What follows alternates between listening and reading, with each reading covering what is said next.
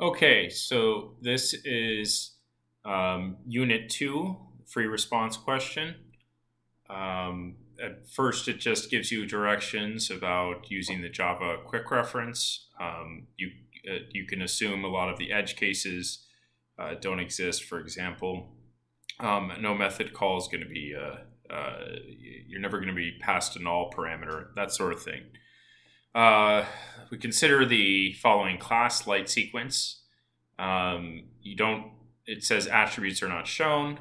Then we have a series of methods. We have a constructor, which takes a string parameter. We have an insert segment, which returns a string and takes as parameters a segment and an integer, a string and an integer.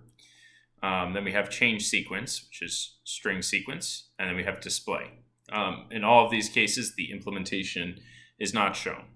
And the first four problems are going to be simply using the methods that are provided here. So this is just exercises, reading Java documentation, and then using the methods in that documentation.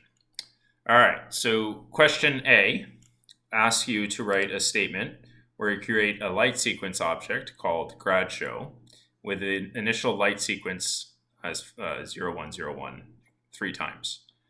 Write the statement below. So you would be creating a text file, and that would be the easiest way, and then uploading it here. So if I open up Notepad, I'm going to create an object, so I therefore need to use the new operator and the constructor. So let's go up and look at the constructor. Public light sequence string seek. So I'm just gonna put it all in one Notepad file, but you obviously would be creating one for each problem. They said to call the object grad show. So grad show is of type light sequence. Grad show is assigned new light sequence, and then we need to pass it a parameter, which is a string, and that's given to us. It's at 0, 1, 0, 1, 0, 1, 0, 1, 0, 1, 0, 1. Okay. And that's all they're asking for in the first question. Part B. Write a statement that will call the display method to display the light sequence of grad show object. So let's look at the display method. It's of type returns void, and it takes no parameter. So how do we use it on grad show? Well, we say grad show dot display, and that's how we use it. Question C. Update the grad show light sequence to 0011, 00111, 0011. So let's look at the update method. There isn't a method called update. It's actually called change sequence. It's of type void, and it takes parameter string.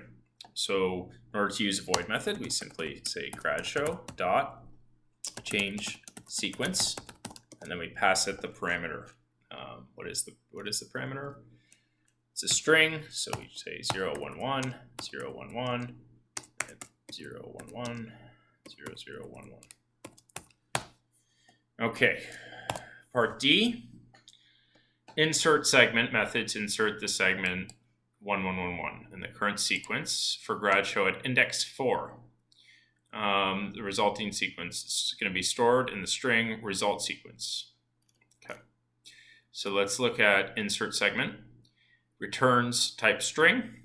That's what we're going to store.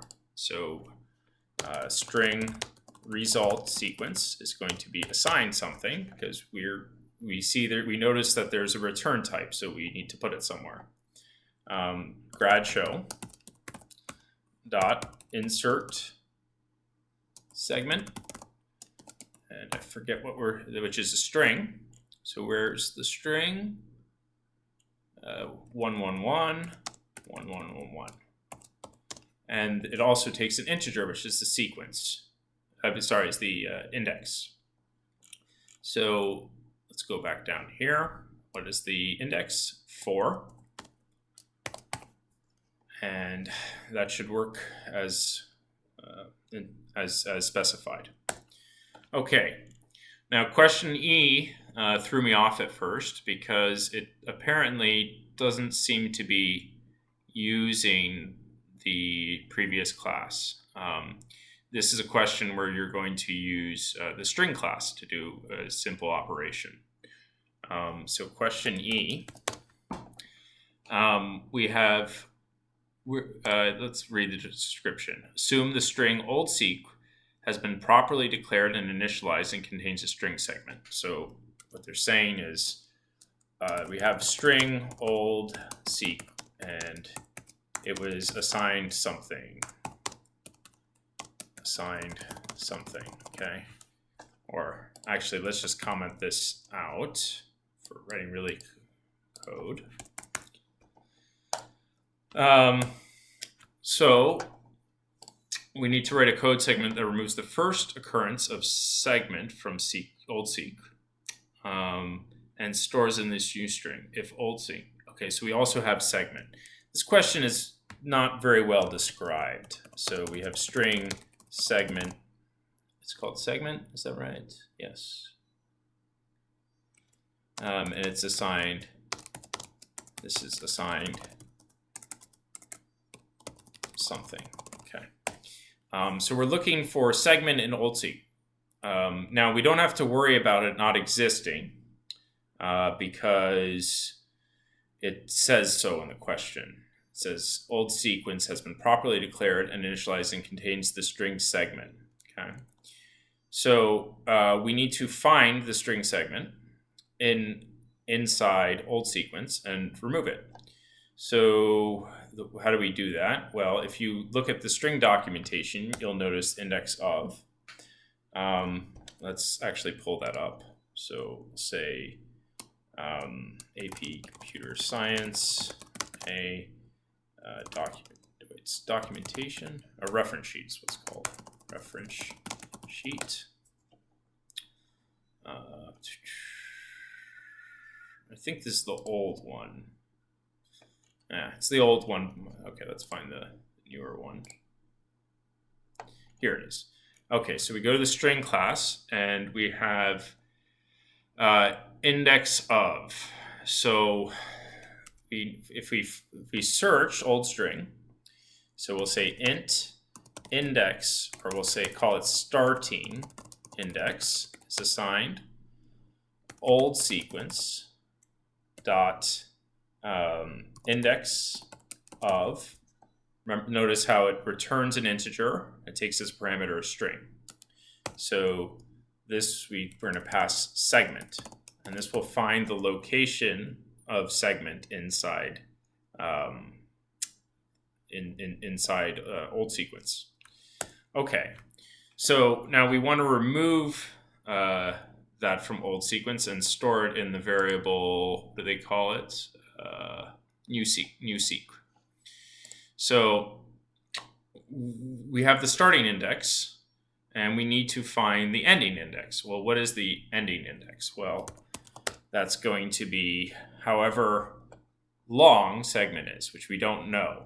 So ending index is going to be assigned starting index, wherever it starts, plus the length of the segment. So segment dot length. If you forget what that is, you can also look at the reference sheet. String class, where are we? Here we are, int dot length. Okay. So we need to find the substring of where we remove this segment. So, for example, 1, we first see it here and we chop it off. 1 we first see here, so we chop it off. 0 we see it here, chop it off. So first we need to create that string. So first we need whatever comes before this, where we found this segment. then we need then we need to remove, or we need to omit the part which is between the starting and ending index, and then we need to add whatever comes after. In order to do that, we are going to use the substring method. So substring goes int from to. So we're going to call this string new sequence, as they specified in the problem. Take old sequence dot substring, and it's going to go from 0 until the starting index. Okay, and then we need to omit what's between the starting index to the ending index. So we don't have to do anything here because we don't need it. Instead, what we need to add is old sequence dot substring. And this, where does this start? Well, it starts at the ending index. And let's just make sure that's not +1. So for example, if starting index, if we're moving a 1 from the beginning, if segment is equal to, let's imagine this is a 1, and this is 1, 1, 0, 0, 0, 0, 0, something like this. So in this case, this is the way I always check for boundary conditions, by simply plugging some numbers in. In this case, what would starting index be? Well, index of 1 is going to be the 0th index, so starting index is going to be 0.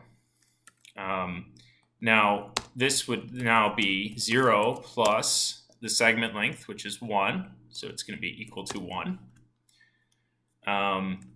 And now, this guy down here, what is this going to be? Well, it's the old sequence, substring 0 to starting index. So that's going to be 0 to 0.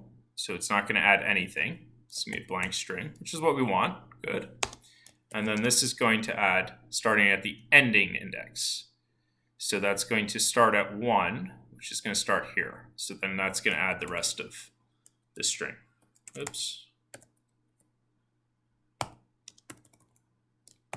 And that's exactly what we want. So this is going to be equal to 1, 1, 0, 0, 0, 0. So it looks like we correctly indexed our problem. Okay. All right. So let's go on to F. Two lights will be arranged on a two-dimensional plane. The vertical distance between the two lights is stored in the double variable A. The horizontal distance between the two lights is stored in the variable B. The straight line distance between the two lights is given by the formula, so-and-so. Write a code segment that prints the straight line distance between the two lights to the formula above. Okay, so this is simply finding the distance between 2 points, and they said the distance between the two lights is stored in A, and so they've already calculated delta x and delta y and stored that in A and B. So all we have to do is simply calculate this and then print it out. It says prints the statement. So how do we calculate a squared plus b squared? So a squared, we can do a times a. Oops, sorry. A times a plus b times b. And then we need to take the square root of that. So how do we take the square root? Well, if we go to the math documentation, we have a method called square root. And if you recall, this is a static method. So we can simply use it. We don't have to create an object. We can simply say the class name, square root of this thing. And let's, what does it return? It returns a double. So let's store that, double C. And then we need to print this out. So we can say system.out.println C. And I think that is correct. Prints the straight line distance. Yes, okay.